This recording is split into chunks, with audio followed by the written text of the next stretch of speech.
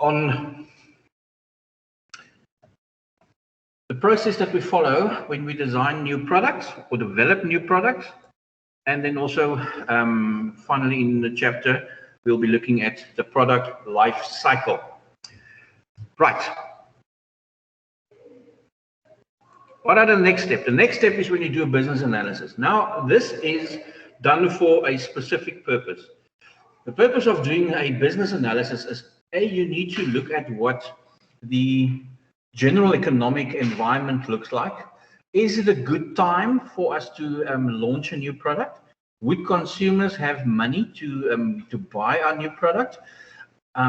Currently, not too many people or not too many businesses are developing new products unless it is to satisfy a need that exists, but there's no product to satisfy it. But not too many new products are surfacing at the moment because of the economic constraints that we are experiencing with the global recession. However, the people who are much more clever than I am, and the financial wizards and the economists and these people, the actuaries, and work with these mathematical models every day and economic models on a daily basis. Many of them are actually of the belief that this is a good time to actually to start a new business, to bring out new products. And there's good reason to believe that they might have a good case. Warren Buffett was one of those. Up to a number of years ago, he was one of the top 3 richest people in the world. He's probably still in the top 10. But and he made his money through investments. He started when he was in grade 7 already, and he was collecting Coke bottle tops. That was before it was these plastic screw up cups. It was actually the original Coke bottles. He started and he went to companies who actually recycled it and used it again. So he was, yeah, he had a roaring, and he was already, I think he bought his first share before he was 14 years old. Obviously he had a knack for it, and he was one of those that said that his secret was every time that the world goes into a crisis, that's when he starts looking for opportunities. And when everything's going well, that's when he usually sells, because that's when people have money and they can buy. So when he's selling and they have the money to buy, so that was his approach. So yes, and I'm not going to go into all those economic technicalities at this stage, but this is where you are going to do a SWOT analysis. You're going to do a SWOT analysis now to say, is the market out there ready for this? Is the timing ready to enter a new product? And do we have the resources? Can we actually manufacture this product profitably? If your answers are no to those questions, you seriously have to reconsider entering this new product and developing this new product. We haven't developed it yet. We've just got a prototype. So you've got a couple of ideas, but you've not. You've sort of penned it down. It's more than just an idea. It's a concept now, but you have not gone into production. So you have not wasted any money. You've just spent time in brainstorming everything at this point. So that's why it's important to also look externally and see what is available. What are our competitors doing? Are they also maybe, because that's what Apple and Samsung are constantly doing. They're almost like, all right, what have they brought out? Okay, we have to bring out something similar. It's because it's the choice between Apple and Android, or iPhone and Android it's a 50-50. If you've always been used to iPhone, you'll probably stay with iPhone. You're not going to change. If you've always been with Samsung, you might consider to change, but so there's no clear winner in that regard, but therefore they are copying each other. Similar features. They've improved they've added the extra phone, extra camera in the new phone. Okay, right, maybe we should do that as well. No, we've got enough cameras already. Let's improve the quality, the pixel quality, for instance. So they're constantly looking at what the competitors are doing because it gives us a very good idea. But this is where you are going to start doing preliminary calculations. possible demands, possible costs, possible sales that we are predicting we might experience. Right. Next stage is when you're actually going into development. Now you're drafting the plans. You actually design a little prototype. You test it in the lab. You blow up your experiment 3 or 4 times. How many times did Elon Musk not, with his SpaceX research and trying to design a spaceship that could actually go into space and return safely? I mean, many times he was in the news. Oh, they've tested another one and it exploded a kilometer into the air, kind of thing, over the desert somewhere in America. And but that's part of this phase. This is where you design your prototypes and you test your prototypes. You try it, but it's still it's still very much in-house. You have not exposed customers to it yet, or potential customers to it yet. That's part of the next testing phase, right? Which is the next phase, where you are going to select certain potential customers. You're going to expose to them. We're going to ask them to trial it for a period, for instance, and you're going to get feedback, their feedback, because that's important. Remember, you haven't gone into production yet. So you just have a few prototypes that you are that they are testing, and expecting people to give them feedback on it, and based on that, they will check if the criteria that the market says it wants is actually met by the product that we are going to push into the market. If it's not, we can it, and you also can repeatedly test, like the Elon Musk example I've used. But at a point, you're going to realize, you know what? Is it ever going to work? Is it still profitable for us to test this? Because when we send it into the market, we've got to sell it at a specific price just to recover our cost that we've incurred at this point. So is it really worth it? You will get to that sort of T-junction in your process round about now, when you start getting the feedback from that specific selected group of customers that you have tested it with. If the feedback is great, you'll start with your commercialization. You'll start with printing brochures, and you actually are going to start building an inventory. You're going to go into production. You're going to build up an inventory, because there's no point in advertising and marketing to people and say, this is a new product, it's going to, and they launch it and it will be available on the shelves in 2 weeks, and then you don't have stock. Okay, so you have to, your timing in this regard needs to be very, very good. And once you've made the decision that you've made in step number 7, that it can actually, based on the feedback, based on your projections, based on all the calculations that you've done preliminarily, you are actually convinced that there is a market for it, you can produce it profitably, and you are going to start manufacturing it. So it is available when customers want it. Okay, there's nothing that customers hate more than to buy something and then it's only available. People want it now. People want it now. If they know that there is a waiting period, because it often happens with those launches. If they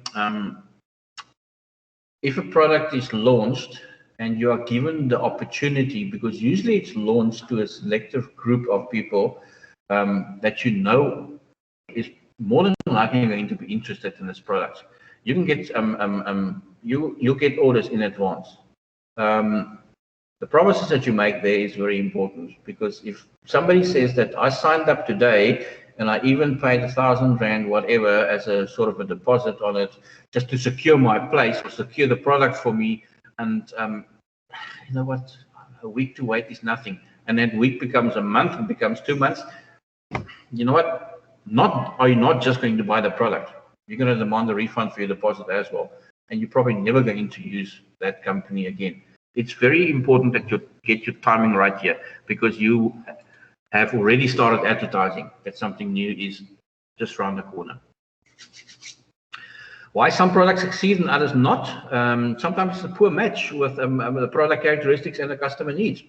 We're adding something and then there's a function that the customers never use. There's a couple of functions on my phone that I never use.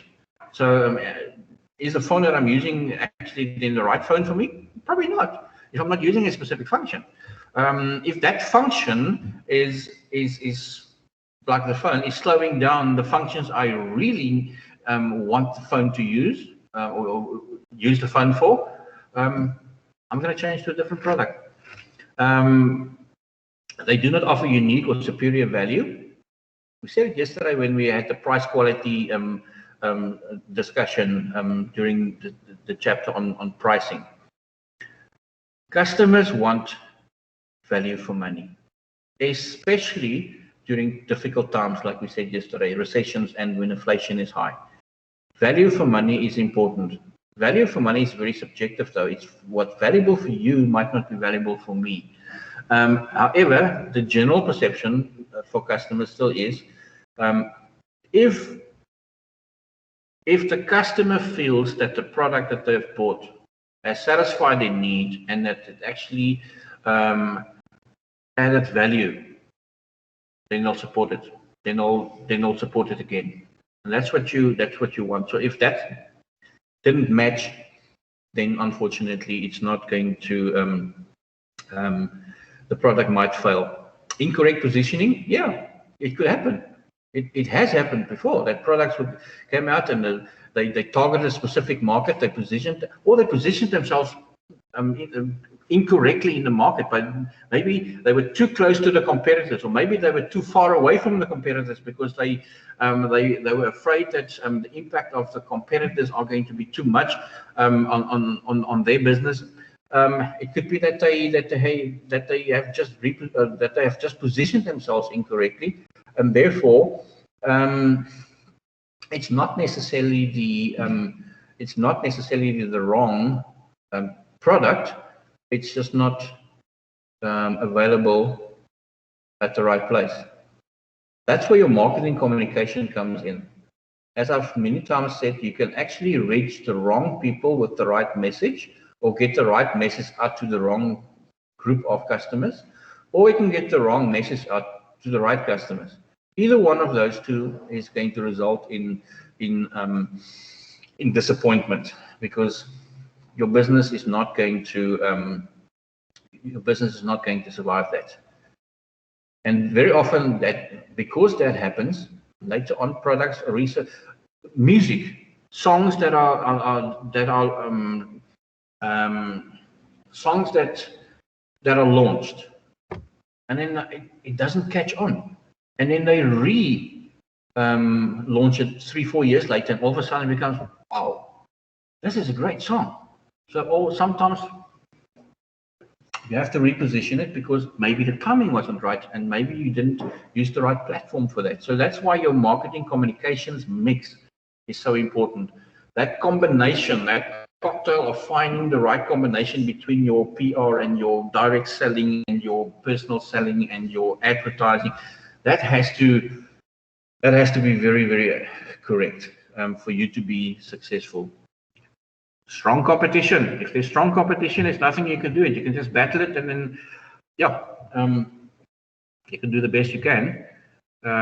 Competition will always be there, and sometimes competition is healthy, because competition is actually telling you exactly where you are going wrong and where you can improve. But only if you pay attention to it and actually address it. You can read through some of the others. I'm not going to discuss each of them individually. Let's bring ourselves. That brings us to the product life cycle, and obviously, a particular industry goes through a cycle, but then the products within that industry go through a separate cycle. That's why the industry cycle and the product cycle is not necessarily, life cycle is not necessary, it's not the same thing, but often in industries where a product is very successful is usually where the product life cycle runs similarly to the industry life cycle. In other words, if you are in an introduction phase with a product, but the industry is already in the maturity stage, then it might be that your marketing strategy is pitched incorrectly because you are not in sync with what the industry cycle is. In other words, if everybody all of a sudden is looking for pick a subject. What would you need? What any product? Let's look at houses. You're not shopping for houses. I'm not shopping for a house. I'm scaling down. I'm looking for a smaller house. The market. If everybody is in the market to buy a house because the interest rates are down, they can get bonds easier. The whole process of registering a bond is easier. Then all of a sudden, a lot of people want houses. Now it might be, and that's the industry cycle. The industry cycle says, "Whoa, huge demand here. No stock to sell. No stock to sell."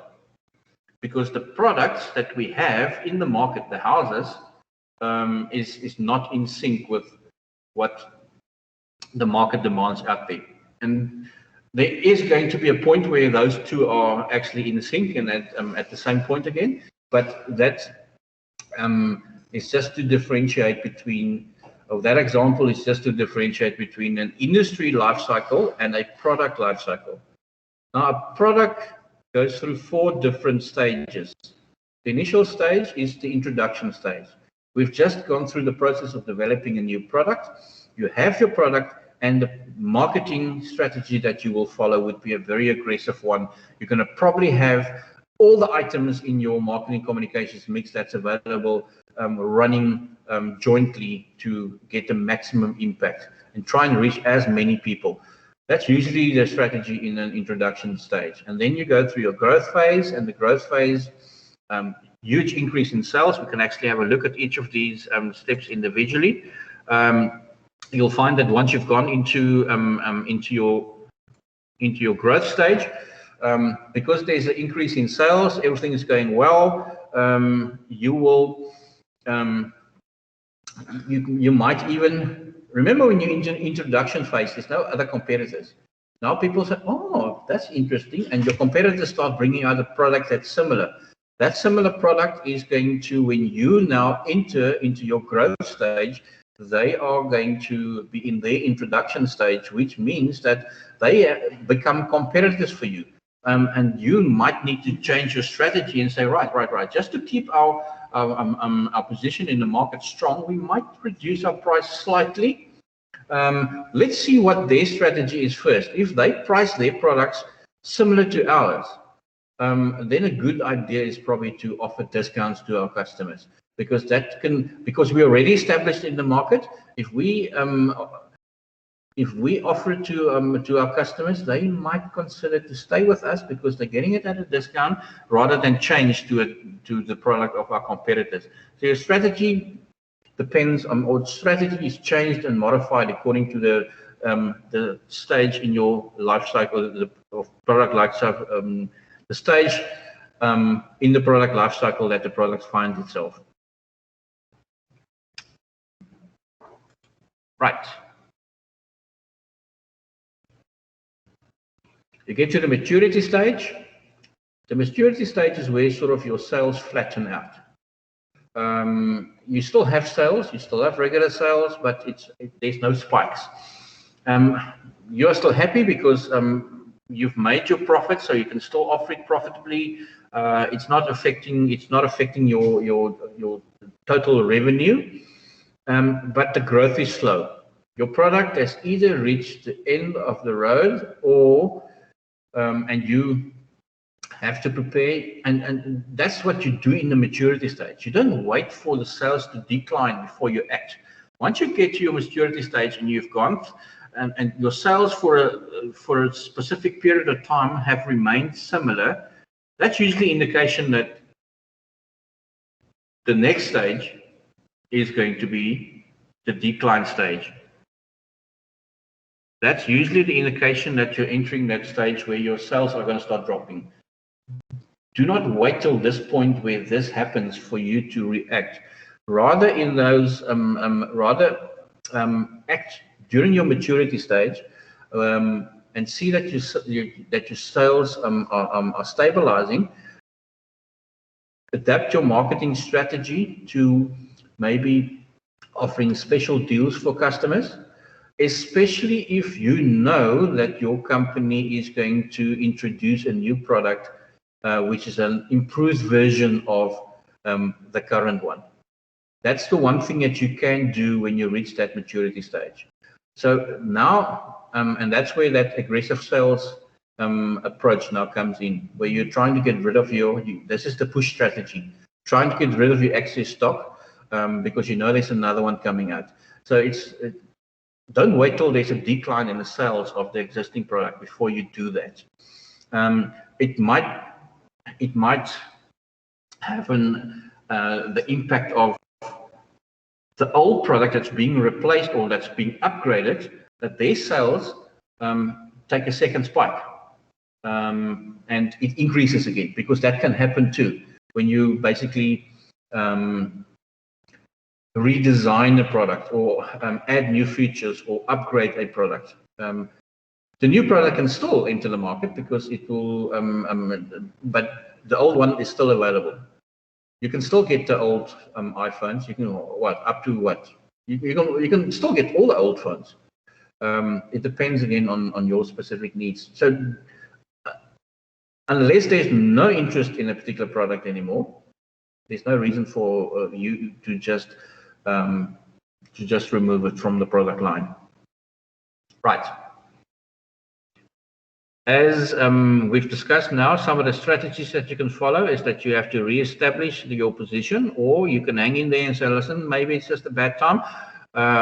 Let's just ride this wave. It will improve again. Or you can actually withdraw the product and say, no, nobody's interested. Or people are still interested, but there's not enough that will result in any profitability for us. So, you know what? Let's rather just replace this product completely. Let's see if anybody in the chat room have any questions. Oh, Matthew, sorry, my friend. Load shedding, yeah, we cannot control that. That's sad. I think I'm at load shedding level. I stay in Durban now, 10 to 12. Yeah, at the moment there should be load shedding there now. You're right. Anyway, the session is recorded. I'll upload it this afternoon. So that's the best we can do. We were lucky here at campus. I was preparing. That's why I got the extra classroom, because I wasn't sure, because that other building, remember we were in S11, that one previously, but I didn't want to run the risk because our power was going to be out here between 8 and 10. Now this building has a generator, so then we need a classroom in this building. That's why I got this classroom, just in case. And then City of Cape Town was downgraded to stage 1. So it meant that we didn't have power cuts this morning. And we can actually use both. But then I wasn't going to then change and say, oh, let's go back there. Anyway, load shedding is a constant issue. And again, people, if somebody asks you, that's the main reason why we are offering your online exam in June for the full 24 hours on the day itself, because people are on different grids, and but if we can keep Eskom to their promise, and their promise was that we can actually experience load shedding throughout the winter. Unfortunately, we have to be proactive and plan for that, and that's the reason why that's the case. If, however, there is problems during your exam, in that first page that gives you the instructions, there will be a number that you can contact, 086 number that you can contact.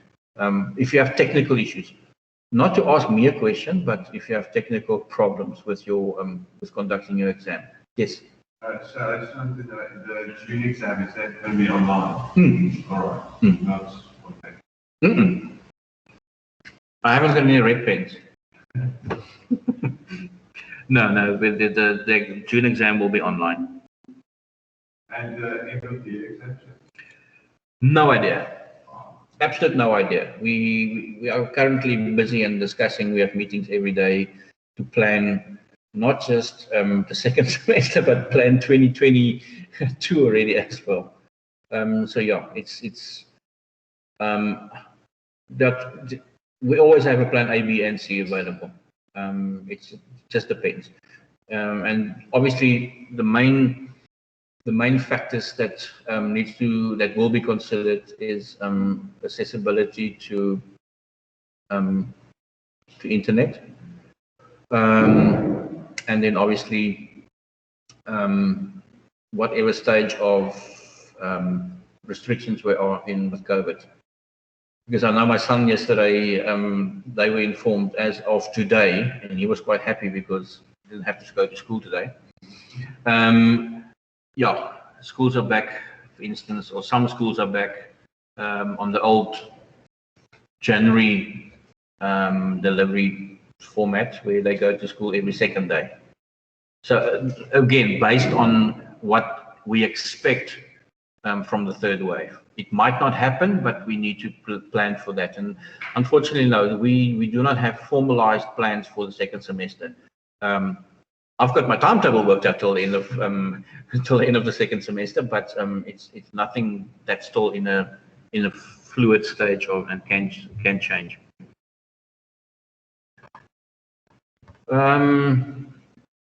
Right, people, I think at this stage, I think we sort of say what? Yeah, no, there's not much on the slides. We can actually just look at. There are different people when new products are introduced into the market. There are consumers. There are consumers who time check. Time check 11:47. Loads of time. I'll keep you here till 12:30.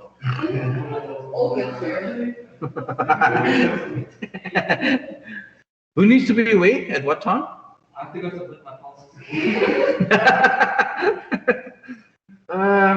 How long did it take, Rebecca, to upload it? For that? Yeah. An hour? No, don't be. No, you're on his side now. No. Hey, I'm kidding. Nice try.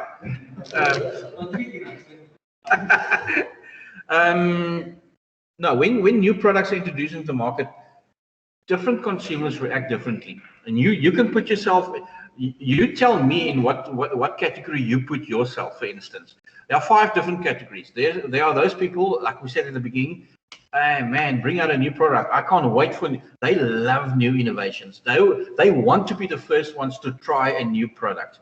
They want to be the wow. I got this new. Wow, I saw that ad on television. You have the new phone already. There are people who want to be the first to use a product. Okay, that's just who they are. You get your early adopters. Your early adopters are the people who say, okay, let's give it a. If I speak to 5 of my friends and 4 of them have it, then you know what? That's an indication to me that the product is okay, and then I'll buy. You get your early majority. Those are the people who wait for the majority of the market to buy the product, because that's usually indication that the product is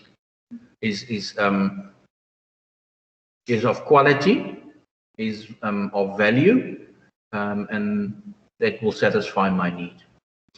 It's new products. I'm not talking about existing products. I'm talking about new products. Some people just don't find people by nature, humans by nature don't take kindly to change. We hate change. We actually are comfortable with yeah. If things don't have to change, we'll be quite happy. But unfortunately, life does not work like that. Life is changing every day, and we have to adapt. And that's the one thing. The people who have battled the most to adjust during lockdown were the people who actually battled the most with change.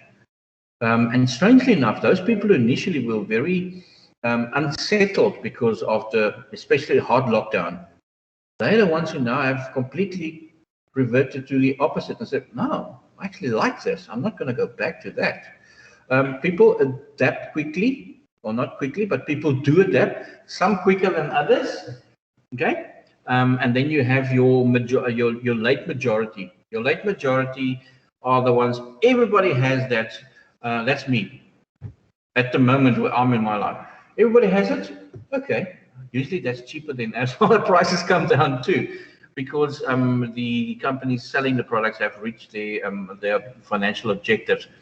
You get your late majority, those are the people who, and quite a large percentage of the market, they get it. If I'm interested in that new product, I'm not going to get it because mine is still fine. Then either mine breaks, or I have to replace it for another reason. Then I'm ready. Then I become part of the late majority that join and then get the product. And then you have what they call the laggards. The laggards are the ones who, you know what, we hate all these changes. I'm still with my old 3610 or 6510 Nokia or whatever, or 3210, whatever. My mother's like that. It's not that she doesn't, she's quite savvy, tech savvy at the age of 86. I think it's because my sister has been living and working and teaching in Singapore for the last 17, 18 years, and now they're relocating to Vietnam at the end of this month. And to be in contact remain in contact with your children, she was forced to become tech savvy so they can actually Zoom and Skype and phone and whatever. I showed her the other day for the first time the WhatsApp calls, and she wasn't aware that it actually is available. No, but anyway, she's one of those. You know what? I can show her now, and I can, Mom, it's not going to cost you extra cent. Serious? Yes. Okay, then she tries it. Next time she has to do it, she goes back to the old ways. That's a laggard. They are so used to doing it in a certain way that they actually, you can't trouble them with new innovations. Yeah, whatever. Nice, but they're not necessarily going to. It's not going to necessarily result in a purchase because their characteristic is of such a nature that they actually don't change their habits and behavior.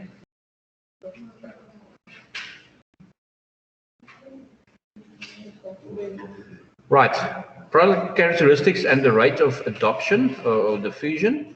The rate that we've just explained, why people are laggards, or while they are innovators or early majority or late majority, is because sometimes the changes of the product is complex. Maybe that was me a number of years ago, after being an Android user for as long as I can remember. I think I was an Android user from the first time that cell phones came out, and then by default I changed to iPhone about 5 years ago. Initially, that first 6 months, I was lost. The only thing I recognized was my ringtone, but I could almost use none of the functions because the menu was completely new to me.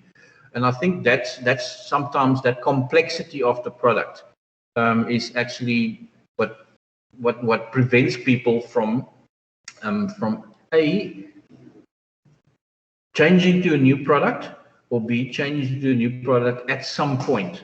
That's where that customer reluctance comes in, to try new things, because sometimes it's just too complex to change. If you provide them with the last point there, if the product has a trialability, in other words, okay, fine. Like I said to my personal trainer students, or personal trainers when I did some upskill training for them, offer your customer 1 month free sessions. Let them experience what you can do, and don't try and sell the business from the start. Let them experience the benefit first. If you can experience something, I changed from my wife ran over a dog, a stray dog, a number of years ago. There was minimal damage to the car, but it had to go in because that part was not in stock. So I got a vehicle that I could use for, well, until mine was fixed. I enjoyed that new vehicle that they gave me as a courtesy vehicle so much that when I had to sell my car again, that was the brand, because I got the opportunity to try it out. Okay, so that's what many of us would, if we were given. I know. Would you be interested in using a product if you know how it tastes and how it feels, and if you like it or not? Of course you will. That's why those demos that they have, especially for new drinks or new food. Excuse me? Netflix. Yes. They have also a trial run. Yes. That's how they got you. That's how they got all of us, because they knew once we know what wow, you stick to it. You pay your subscriptions. Yeah, interesting. I watched the Friends reunion again last night. I know that, and it was strange to me how, because my son in grade 11 is very much, he's a Friends fanatic. The older one, he knows about Friends, but he's not going to. But he's also not one who sits down and watches television for longer than 5 minutes. Then something else has to happen. Yeah, it was just interesting to me that a product like that, that's amazing how a product like that could actually be so successful. But now that we have seen what happened behind the scenes, how they initially identified the right people and cast them for the specific roles, you can almost not picture anybody else in those roles. But yeah, it was quite interesting. So yes, Netflix is a classic example of giving you that trial month, and it often happens. How many times have you not been, I don't want to say caught, because I mean it was your choice, but you get these trial periods. I mean, oh yes, I've got this PDF converter that I want. Okay, right, trial period, you can get it. And then I usually scroll down and see, okay, what's it going to cost me next month if the trial period is over? Because they were not going to remind you that your trial period is ending. You're just going to get that first month bill, and then you can't get out of the deal.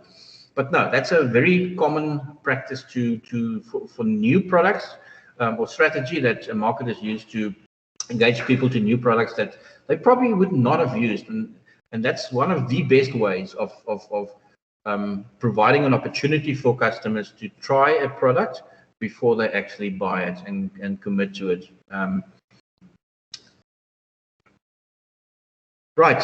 Anybody wants to ask me anything at this stage? I know that there's some of you are anxious of getting to a place where you can submit your assignments. So I'm gonna. Anybody, any questions? Dana, anybody at this stage?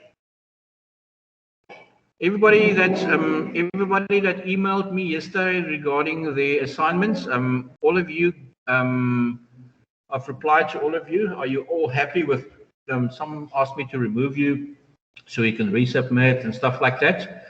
Have all your questions regarding that, have that been answered? Yes, sir. Thank you. I got your response. Thank you very much. Nice to hear that as well, Dana. Anybody else? Any questions? Any specific concerns? Let me just open the chat box and see and scroll down right to the bottom. I need to leave. I have a meeting now. Of course, Mika, have a nice weekend. We'll chat again next week. Right. Thank you very much. Anybody else? All good? Okay. Those are here. The rest are not here. Okay. Thank you very much. I appreciate it. Enjoy the weekend. We will chat again next week. Email me if you have any problems. I will address to them if I can, or get somebody to help you if I can't.